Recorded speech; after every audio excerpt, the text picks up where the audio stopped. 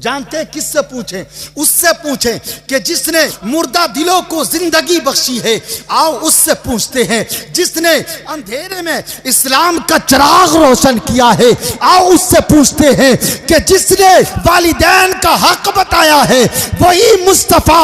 एक मर्तबा सहाबा इकराम के दरमियान असहाबे सुफ़ा पर बैठे हुए थे। इतने में एक ज़ईफ़ा आती है, लकड़ी के सहारे, कमर टेढ़ी है और बूढ़ी चली आती है, मजमे की तरफ आती है। जब वो मजमे के करीब हुए तो आलम के ताजदार खड़े हो गए।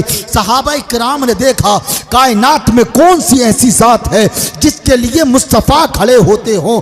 आप जानते हैं कायनात में मनसबे नबुव्वत से बड़ा मनसब अल्लाह ने किसी को नहीं अता फरमाया है। मनसबे नबुव्वत ये सबसे बड़ा मनसब है, इससे बड़ा कोई मनसब नहीं है। अल्लाह अल्लाह। लेकिन मुस्तफ़ा की बारगाह में एक ज़ईफ़ा लकड़ी के सहारे जब हाजिर हुई, मुस्तफ़ा खड़े हो गए। कौन खड़ा हुआ है? ये वो खड़े हुए हैं कि जिनके तलवों को चूम करके अर्शे आज़म की मेराज हो जाती है। वो खड़ा हुआ है। अर्शे सिदरतुल मुंतहा जब मेरे आका के कदमों की ठंडक को महसूस करता है तो पुकार उठता है। कायनात में आज तक मैं मेराज से महरूम था, लेकिन मुस्तफ़ा के कदम का पड़े हैं, आज मैं भी साहिबे मेराज हो गया हूँ। कौन मुस्तफ़ा? वो मुस्तफ़ा अल्लाह अकबर जिसकी सवारी की नकेल पकड़ने वाले जिब्रील हो। कौन मुस्तफ़ा? वो मुस्तफ़ा जिस पर अल्लाह ने कुरान नाजिल फरमाया। कौन मुस्तफ़ा? वो मुस्तफ़ा अल्लाह अकबर जब रातों में इबादत करे तो सीने से हांडी के खोलने जैसी आवाज आए। कौन मुस्तफ़ा? पहाड़ पर एड़ी मार दे तो एड़ मारने की वजह से पहाड़ खामोश हो जाए। कौन मुस्तफ़ा? टूटी चटाई पर बैठ करके चांद को दो टुकड़ों में बांट देने वाला मुस्तफ़ा। कौन मुस्तफ़ा? वो मुस्तफ़ा मकाम साबा में जब अली की नमाज असर कज़ा हो जाए, अली की मर्जी से मुस्तफ़ा के इशारे पर जो सूरत पलट करके वापस असर के वक्त में आ जाए, वो मुस्तफ़ा। कौन मुस्तफ़ा? जिसको देखकर पत्थर कलमा पढ़ते हो। कौन मुस्तफ़ा? जिसको दरिंदे देख करके सलातो सलाम पढ़ते हो। कौन मुस्तफ़ा? वो मुस्तफ़ा अल्लाह अकबर जिसकी बारगाह में गौ को लाया जाए, मुस्तफ़ा का कलमा पढ़ती हुई नजर आए। कौन मुस्तफ़ा? वो मुस्तफ़ा खड़ा होता है जिसके सदक़े में अल्लाह ने कायनात को पैदा फरमाया। वो सुभान अल्लाह। मेरे आका ने अपनी मुजम्मिल वाली चादर को उतारा और उस ज़ईफ़ा के लिए बिछा दिया। ये चादर भी बड़े कमाल की चादर है। चादर कौन सी चादर है? ये चादर वो चादर है कि जिसको हजरत आयशा सिद्दीक़ा रदी अल्लाह ताला अन्हा सर पर ओढ़ ले तो अल्लाह तबारक व तआला महबूब पर जो बारिश होती है उस बारिश का पर्दा उठा दे।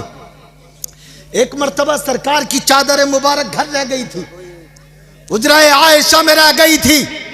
सरकार जनाजे में तशरीफ ले गए, वापस आए, हजरत आयशा के सर पर मुस्तफ़ा की वो चादर रखी थी। अल्लाह अकबर। हजरत आयशा देखती हैं कि धूप निकल रही है लेकिन मुस्तफ़ा पर बारिश हो रही है। धूप निकल रही है, मुस्तफ़ा पर बारिश हो रही है। जब सरकार करीब तशरीफ लाए तो हजरत आयशा सरकार के लिबास को छूने लगी और छू करके पूछती है, या रसूल अल्लाह, बारिश तो आप पर बड़ी झमाझम बरस रही थी लेकिन मुस्तफ़ा लिबास तो भीगा नहीं है। अबे जल्दी लेके आ जाना। अरे यार सुभान अल्लाह, अब नहीं बोलोगे? घर जाके बोलोगे। या रसूल अल्लाह, आपका लिबास भीगा नहीं है। मुस्तफ़ा, बारिश तो झमाझम हो रही है। मेरे आका इरशाद फरमाते हैं, आयशा ये बताओ तुमने ओढ़ क्या रखा है? या रसूल अल्लाह, ये आपकी चादर मुबारक है। मेरे आका इरशाद फरमाते हैं, आयशा जिस चादर को तुमने ओढ़ रखा है, इस चादर की बरकत से अल्लाह ने तुम्हारी नजरों से पर्दे उठा दिए हैं और जो बारिश मुझ पर शब रोज होती है वो बारिश तुम अपनी नजरों से मुलाजा कर रही हो। सुभान अल्लाह, सुभान अल्लाह, सुभान अल्लाह। वो चादर मुस्तफ़ा ने उतारी, चादर की बात करूं बहुत लंबी चली जाएगी, उतारी और उस ज़ईफ़ा के लिए बिछा दी। कायनात में मुस्तफ़ा से बड़ा तो कोई नहीं है, कायनात में मुस्तफ़ा से अफजल तो कोई नहीं है। ना डॉक्टर हो ना मास्टर हो, इनकी हकीकत क्या है? आलिम ना हो, ना मुफ्ती हो, ना मुहद्दिस हो, कोई नहीं, यहां तक कि कोई सहाबी नहीं। मुस्तफ़ा की जात सबसे आला और अफजल है। अल्लाह अकबर। मुस्तफ़ा ने बिछा दिया, चादर बिछा दी। आज हमारी वालिदा अगर आ जाए ना तो सूरत और भसड़ जाती है, सूरत का जुग्राफिया बदल जाता है, चेहरे की स्किन बदल जाती है। अल्लाह अकबर। और माँ अगर ये कह दे कि बेटा खर्चे के लिए पैसे नहीं है तो फिर पारा चढ़ जाता है। बेटे का बाद में चढ़ता है, बेटे के घर में जो बीवी है उसका पहले चढ़ जाता है। जी कहती है कि तुम तो हमें गरीब करना चाहती हो, आए दिन पैसे मांगती रहती हो। अल्लाह अकबर। है मेरे नौजवान, तू कहां की फिक्र रखता है?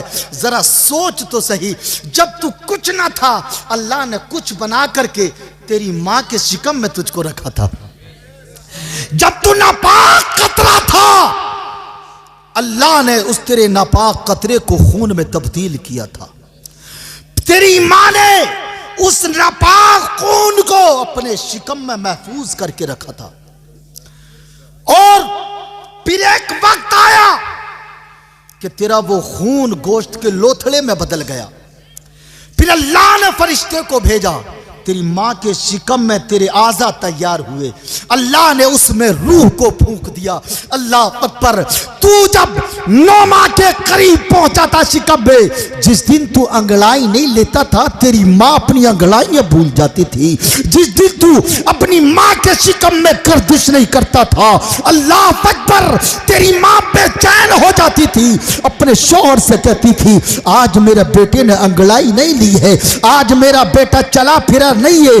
तू जानता है तेरी एक अंगड़ाई पर तेरी मां हजारों दर्दों से गुजरती थी, लेकिन तेरी एक अंगड़ाई पर खुशी मनाती थी। अल्लाह अकबर। आज तो उस मां को खर्चा देने से मना करता है। अल्लाह अकबर। आज तारीख में देखो उठा करके मस्जिदों के दरवाजे पर कितने माँ बाप आपको कटोरा लिए खड़े होंगे, दामन फैलाए मांग रहे होंगे। अल्लाह अकबर। उनमें से अक्सर ऐसे निकलते हैं जो अपनी औलाद के जुल्म के शिकार होते हैं। अल्लाह अकबर। मेरे भाइयों, अपने बाप को, अपनी माँ को मांगने पर मजबूर ना करो, बल्कि अपने वालिदैन को पहले रखो, अपने आप को बाद में रखो। अल्लाह अकबर। मेरे आका ने चादर मुबारक बिछाई, ज़ईफ़ा आई, बैठ गई, मुस्तफ़ा भी बैठ गए। सहाबा किराम रश्क करने लगे, और रश्क तो उस वक्त हुआ जब मुस्तफ़ा की जानू और ज़ईफ़ा की जानू दोनों की आपस में टच होने लगी। अल्लाह अकबर। ज़ईफ़ा मुस्कुरा करके सरकार के कान में बात करती, सरकार मुस्कुरा मुस्कुरा करके जवाब दे रहे हैं। अल्लाह अकबर। ये सिलसिला थोड़ी देर रहा।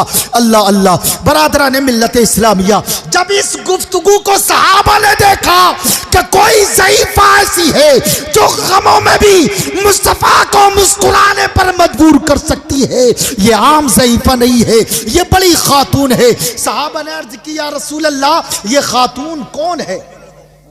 आका ये खातून कौन है? मेरे आका सल्लल्लाहु अलैहि वसल्लम ने इरशाद फरमाया, मेरे सहाबा जानते हो ये खातून कौन है?